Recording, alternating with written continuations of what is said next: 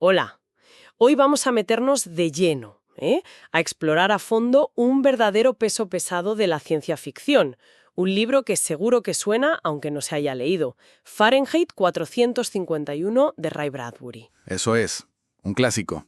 Tenemos delante fragmentos clave de la novela y, bueno, también algunas notas del propio Bradbury sobre cómo nació esta historia, que es interesante. Sí, sus reflexiones siempre aportan mucho. La idea aquí es desmenuzar este mundo. Para quien se acerca por primera vez, ¿sabes? Explorar esa sociedad tan particular, sus personajes, y por qué, bueno, décadas después sigue dando tanto que pensar. Claro. Porque la premisa de partida ya es impactante. O sea, un futuro donde los bomberos no apagan fuegos, los provocan para quemar libros, vaya tela. Así que, ¿qué nos espera en este análisis? Pues nos espera, yo diría, un viaje a un futuro un poco inquietante, ¿no? Diseñado para ser feliz casi a la fuerza. Lo vemos todo a través de los ojos de Guy Montag, que es un bombero, pero uno que empieza a cuestionárselo todo. Ajá. Veremos cómo Bradbury construye esa sociedad, que es muy adicta a la pantalla, al entretenimiento fácil y bastante alérgica a la reflexión profunda. ¿Y qué pistas nos da sobre temas como, bueno, la conformidad, el valor real del conocimiento y el papel que juega la tecnología en nuestras vidas? Es casi una advertencia disfrazada de relato, ¿no? Totalmente. Pues empecemos por el principio, con Montag, volviendo a casa después del trabajo.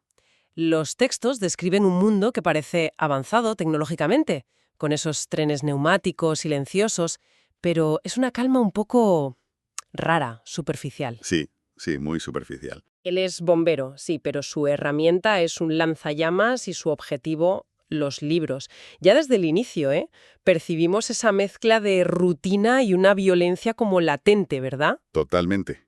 Y esa atmósfera se condensa sobre todo en su casa. Ahí está Mildred, su esposa, y está, bueno, completamente absorbida por sus caracolitos, Los caracolitos, sí. que son unas radios diminutas que se meten en los oídos, ¿no? Y las pantallas gigantes de televisión que ocupan paredes enteras, las famosas paredes de la sala. Claro. Vive una vida como vicaria, ¿sabes? Desconectada de Montag, de sí misma, casi es una extensión de los aparatos que la rodean. Es un poco desolador. Y esa desconexión tiene un lado oscuro terrible. Los propios textos narran el intento de suicidio de Mildred con somníferos como algo, bueno, casi rutinario. Es que lo describe como tan común que ya no vienen médicos. No. Vienen técnicos anónimos con unas máquinas que hacen lavados de estómago y transfusiones de sangre. Y hablan de 9 o 10 casos como este por noche. ¡Qué fuerte! Es escalofriante pensar en esa normalización del vacío existencial. Es que refleja una infelicidad profundísima que bulle bajo esa fachada de entretenimiento constante. Y justo en ese contexto aparece un personaje radicalmente opuesto, Clarice McLaren. Ah, ¿Clarice? Una vecina adolescente que la describe con un rostro brillante como la nieve a la luz de la luna. Y es todo lo contrario a esa sociedad. Es curiosa, observadora, conectada con la naturaleza. Y sobre todo, hace preguntas. Las preguntas de Clarice son como pequeñas bombas de relojería para Montag, ¿no? Le pregunta cosas tan simples pero tan directas como ¿si es feliz? O ¿por qué no tienen hijos? Si a él parece que le gustan los niños. Claro, preguntas incómodas. Muy incómodas. Le habla de un pasado con porches, donde la gente se sentaba a charlar, a pensar tranquilamente. Describe una escuela que es aterradora, donde solo les bombardean con datos y violencia simulada. Dice, nunca hacemos preguntas. Las preguntas nos las hacen a nosotros. Bing. ¡Qué horror! Y redefine lo social de una forma muy potente. Dice algo como, para mí ser social significa hablar con usted de cosas como estas, pero no creo que ser sociable sea reunir un montón de gente y luego prohibirles hablar. No es cierto. O sea, cuestiona la misma base de esa sociedad. Es que funciona como un espejo inesperado para Montag. De hecho, él mismo se pregunta, ¿a cuántos conoces que reflejen tu propia luz? Clarice le enseña que hay otra forma de mirar, de sentir, de relacionarse. Sí. Y ojo, no es una visión ingenua, ¿eh? Los textos recogen como ella misma habla de la violencia brutal que hay entre los jóvenes. Dice, se matan unos a otros. El año pasado mataron a balazos a 6 de mis amigos. ¡Qué barbaridad! Y de la absoluta falta de conversación con significado. Dice, la gente no habla de nada, siempre repiten lo mismo. Es un retrato bastante desolador, pero disfrazado de interacción constante. Ese encuentro con Clarice es la chispa, está claro. Montag empieza a sentir una incomodidad que ya no puede ignorar, ¿no? Su relación con Mildred es el ejemplo perfecto de esa desconexión total. Él llega a pensar, qué fuerte esto, que si ella muriera, no lloraría, que sería como la muerte de una mujer desconocida. Es una admisión brutal de la soledad que comparten. Tremendo. Y luego está el sabueso mecánico. Esa máquina es la encarnación tecnológica del control y de la amenaza constante. Uf, sí, las ratas o gatos. ¡Qué horror de entretenimiento! Representa la deshumanización, la vigilancia. Montag le tiene un miedo visceral, casi como si sintiera que la máquina puede oler su creciente disidencia, ¿sabes? Y aquí es donde la figura del capitán Beatty se vuelve crucial. Es el jefe de Montag. Y es fascinante porque no es un ignorante que cumple órdenes sin más. No, para nada. Los textos revelan que conoce los libros profundamente, cita pasajes de memoria con una facilidad pasmosa, pero utiliza ese conocimiento precisamente para justificar su destrucción y para mantener a Montag a raya. Es una contradicción tremenda, ¿no? Es una de las grandes complejidades del libro, sí. Beatty es como la defensa intelectualizada del sistema. Su discurso a Montag es clave para entender esa sociedad. Totalmente. Explica que la quema de libros no empezó por un decreto del gobierno, así de repente, sino que vino de la propia sociedad, por la presión, dice, de las minorías ofendidas. Cito, cuanto más grande la población, más minorías. Por la búsqueda de una felicidad plana, sin roces, sin ideas que incomoden. Serenidad Montag, paz Montag, afuera los conflictos, le dice. Y por la aceleración de la vida, que llevó a condensarlo todo. Cámara rápida, libros más cortos, condensaciones, digestos, hasta que el conocimiento se volvió literalmente pasta de budín. Una papilla intelectual, vamos. Eso es. Reduce los clásicos a resúmenes insulsos para que nadie se siente inferior o molesto. Dice, a la gente de color no le gusta el negrito Sambo, quémalo. Los blancos se sienten incómodos con la cabaña del tío Tom. Quémalo. Es la tiranía de la mayoría llevada al extremo cultural. Una locura. Qué fuerte. Y hay dos momentos que realmente empujan a Montag al abismo, ¿no? Primero, presenciar cómo una anciana elige inmolarse con su biblioteca clandestina. Uf, esa escena. Mientras las llamas prenden, ella recita una frase histórica. Anímese, señorito Ridley. Encenderemos hoy en Inglaterra un cirio tal por la gracia de Dios que no se apagará nunca. Y lo impactante es que Beatty, el capitán, reconoce la cita al instante. Sí, lo sabe todo. Y poco después, la noticia de la desaparición de Clarice, contada por Mildred con una indiferencia que hiela la sangre. Creo que se murió. La atropelló un coche. Hace 4 días. No estoy segura, pero creo que se murió. Así, tal cual. Esos dos golpes, sumados al acto impulsivo de robar un libro durante el incendio en casa de la anciana, bueno, eso ya solidifica su rebelión interna. Ya no puede seguir pretendiendo. Claro. Empieza a verbalizar su crisis existencial. Dice, detrás de cada libro hay un hombre que tuvo que pensarlo. Y de pronto llego yo y ¡bum! Incluso empieza a cuestionar la historia oficial que les han contado, recordando la pregunta de Clarice. ¿Los bomberos no prevenían antes los incendios en vez de alimentarlos como ahora? La duda ya se ha convertido en certeza para él. O atrás. Exacto. Los textos describen esa reunión clandestina que está cargada de tensión. Faber al principio tiene mucho miedo, ¿eh? Se considera un cobarde. Sí, lo admite. Pero Montag lo fuerza a implicarse. Llega incluso a arrancar páginas de una Biblia, que quizás es la última copia que existe, para demostrarles su desesperación. Es un momento muy tenso. Y de esa tensión, bueno, surge una alianza un poco extraña. Hablan de un plan, quizá algo ingenuo, de imprimir libros y esconderlos en las casas de los bomberos para sembrar la desconfianza en el sistema desde dentro. Faber, aunque sigue temeroso, le entrega a Montag un pequeño comunicador, la bala verde, para poder guiarlo y darle apoyo a distancia. Pero lo más importante de ese encuentro, yo creo, es la lucidez de Faber al explicar qué es lo que realmente falta en esa sociedad. Que no son solo los libros como objetos físicos. Exacto. Faber identifica 3 carencias fundamentales, y esto es clave para entender el libro. Primero, calidad de información.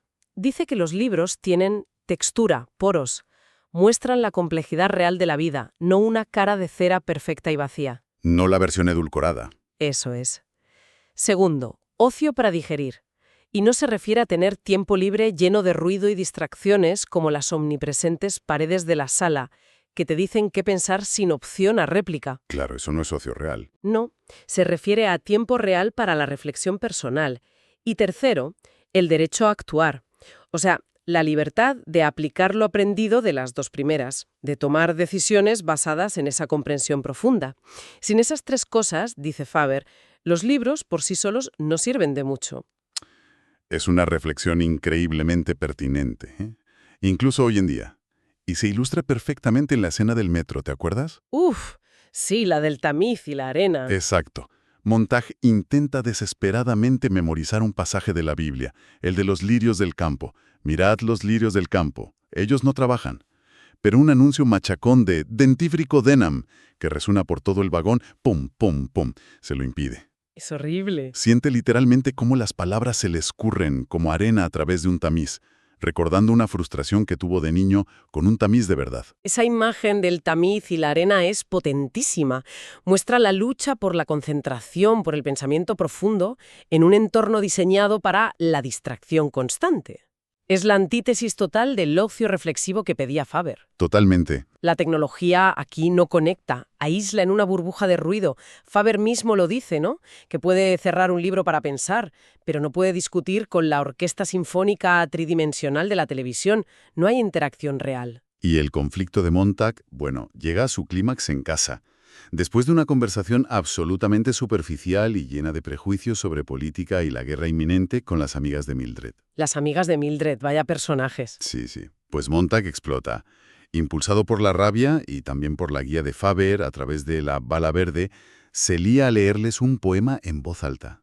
Dover Pitch. ¡Qué momento! Y la reacción es brutal. Una llora desconsoladamente la señora Phelps. La otra se indigna muchísimo, la señora Bowles, y lo acusa de querer hacer daño con palabras tontas. Esa escena, vamos ella a su destino por completo. Ya no hay vuelta atrás. Poco después suena la alarma. Y es para su propia casa. Mildred, sus amigas o ambas lo han delatado. Lo han vendido. Beatty llega y lo fuerza a quemar su hogar, sus posesiones, su vida anterior, con sus propias manos y su propio lanzallamas. Pero cuando Beatty descubre la bala verde y amenaza con rastrear a Faber, Montag cruza la línea definitiva. Ahí sí. Dirige el lanzallamas contra su capitán y lo mata, incapacita a los otros bomberos y emprende una huida desesperada, a la carrera. Y esa huida se convierte en un espectáculo mediático. Es increíble. Toda la ciudad sigue la persecución del nuevo sabueso mecánico a través de las pantallas gigantes. Como un reality show macabro. Exacto. Es la máxima expresión de esa sociedad del espectáculo. Incluso llegan a fingir la captura utilizando a un pobre inocente como chivo expiatorio solo para dar un final satisfactorio a la audiencia. Pero Montag consigue llegar al río. Y ese momento es clave. Sí, el río funciona casi como un ritual de purificación, ¿no? Se deshace de su ropa, que está impregnada del olor a queroseno, Sí. se lava en el agua fría, se pone ropa limpia que le dio Faber. Es un renacimiento simbólico totalmente. Mientras flota la deriva, observa las estrellas por primera vez en mucho tiempo, piensa en el sol, que quema el tiempo inexorablemente, y toma una decisión fundamental. Él ya ha quemado suficiente. A partir de ahora, tiene que empezar a guardar, a preservar. Es un cambio radical, y al salir del agua sigue unas vías de tren abandonadas que son como un símbolo de un pasado olvidado, ¿no? Y se topa con algo inesperado.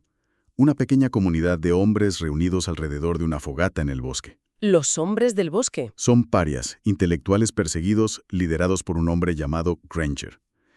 Y aquí es donde Bradbury nos ofrece una de sus ideas más hermosas y perdurables del libro, yo creo. La idea de los hombres libros es fascinante, de verdad.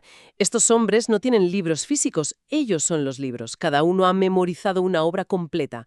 Filosofía, literatura, ensayo, para salvarla del olvido. ¿Es precioso? Granger le presenta a otros. Uno es Platón, otro es Marco Aurelio, otro Jonathan Swift. Son miles, dispersos por ahí esperando. Vagabundos por fuera, bibliotecas por dentro, como dice Granger. ¡Qué imagen! Es potentísima. Y le explican a Montag que no se ven a sí mismos como héroes, ni como intelectuales importantes, ni nada de eso. Son solo cubiertas protectoras, dice. Receptáculos temporales para el conocimiento. Simples guardianes. Exacto. Tienen técnicas para recordar, confían en que la memoria, aunque parezca olvidada, resurge cuando se necesita. Y le aseguran a Montag que los fragmentos del Eclesiastés que él recuerda también forman parte de ese tesoro. Ahora él es, en parte, el libro del Eclesiastés, le dicen. Si algo le ocurre a Harris que memorizó otra parte, usted será el Eclesiastés. ¿Asume esa responsabilidad? ¿Y cuál es su plan? Porque no parece una rebelión activa, al menos no de momento. No, no lo es. Su estrategia es la paciencia, esperar. Saben que la sociedad autodestructiva que han dejado atrás, con su guerra inminente, de hecho se oyen los bombarderos enemigos de fondo, acabará colapsando. Es cuestión de tiempo. Está al caer. Cuando eso ocurra, cuando la gente, aturdida entre las ruinas, se pregunte ¿qué ha pasado? ¿Qué falló? Ellos estarán allí para ofrecer lo que han preservado, el conocimiento. Utilizan la metáfora del ave fénix, ¿verdad? El pájaro mítico que se quema en su pira y renace de sus cenizas. Exacto. La humanidad, dicen, hace lo mismo una y otra vez, comete los mismos errores, pero albergan una pequeña esperanza. Quizá esta vez, recordando los errores gracias al conocimiento guardado, el ciclo pueda romperse. Ojalá. Dicen, sabemos qué tonterías hemos hecho. Mientras no lo olvidemos, es posible que un día dejemos de preparar la pira funeraria. Y Granger concluye con una imagen muy poderosa. Su objetivo final es construir una fábrica de espejos, para que la humanidad por fin pueda mirarse a sí misma largamente. Reflexionar sobre sí misma. Es un final agridulce, pero sí, tiene esperanza. Y conecta mucho con lo que el propio Bradbury cuenta en algunos posfacios sobre el origen del libro, ¿no? Menciona las quemas de libros de los nazis, claro. Sí, eso siempre está ahí. Pero también su experiencia personal con el macartismo en Estados Unidos e incluso la caza de brujas de Salem, donde dice que una antepasada suya fue acusada. Pero sobre todo insiste en que Fahrenheit 451 nació de su amor incondicional por las bibliotecas. Decía que se graduó en la biblioteca, no en la universidad. Sí, y es revelador que él mismo aclarará muchas veces que no pretendía ser un profeta. No quería predecir el futuro exacto, sino lanzar una advertencia sobre tendencias que ya veía en su época. ¿Cómo cuáles? Pues la simplificación de la cultura, el miedo a ofender a cualquier grupo, por pequeño que sea, la seducción del entretenimiento fácil y constante. Cosas que hoy no suenan, ¿verdad? Bastante. Y el detalle de que escribió la primera versión, el relato El bombero, en apenas 9 días, alquilando una máquina de escribir por 10 centavos la media hora en el sótano de una biblioteca de la UCLA. Es increíble. Dice mucho de la pasión que impulsó la obra. Para él era una relación amorosa, decía, con los libros y las bibliotecas. ¡Wow! Así que, recapitulando un poco este viaje con Montag, hemos pasado de un bombero obediente, en una sociedad totalmente anestesiada por el entretenimiento fácil, a un fugitivo que se une a una resistencia cultural basada en la memoria. Exacto. Hemos visto cómo el miedo a las ideas complejas, al disenso, puede llevar a quemar literalmente la cultura, a destruirla. Y hemos visto que esa quema no necesita venir impuesta por un dictador, ojo, puede surgir gradualmente de la propia sociedad, del deseo de comodidad, de la presión por no ofender, de la velocidad de la vida que impide la reflexión. Se eliminaron los porches porque invitaban a pensar, se acortó la educación, se priorizó el ruido sobre el silencio. Son cambios sutiles al principio. Entonces, ¿con qué nos quedamos de todo esto? Nos deja pensando en la censura, claro, pero no solo la estatal, la obvia, sino también esa más sutil, la que a veces ejercemos nosotros mismos al evitar lo que nos incomoda o nos desafía. La autocensura, ¿sí? Y nos hace mirar de frente cómo la tecnología, que puede conectar, por supuesto, también tiene un poder inmenso para aislarnos en burbujas de conformidad y distracción, como le pasaba a Mildred con sus paredes y sus caracolitos. Aunque la bala verde de Faber es la otra cara, ¿no? Tecnología usada para conectar y resistir. Tiene esa dualidad. Es verdad. Pero quizás el mensaje más potente, sobre todo al final, es el de la resiliencia, la del conocimiento y la del espíritu humano. Incluso cuando la ciudad es bombardeada y todo parece perdido, queda esa red invisible de hombres libro. Los guardianes de la memoria. Eso es, esperando el momento de reconstruir. Preservar y transmitir el saber se convierte en el acto de resistencia definitivo. Es una llamada a valorar no solo el objeto libro, sino lo que representa. La complejidad, la duda, la reflexión, los poros de la vida real que mencionaba Faber. La idea final de Granger sobre construir una fábrica de espejos sigue resonando con muchísima fuerza hoy en día, ¿eh? Sin duda. Nos deja una pregunta flotando, creo yo.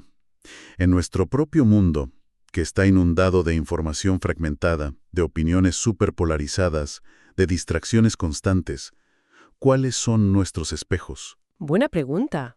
¿Cómo encontramos o cómo construimos espacios para esa reflexión profunda sobre quiénes somos y hacia dónde vamos como sociedad? Quizás esa sea la tarea más urgente que nos recuerda Fahrenheit 451. Una pregunta que, bueno, sigue más viva que nunca.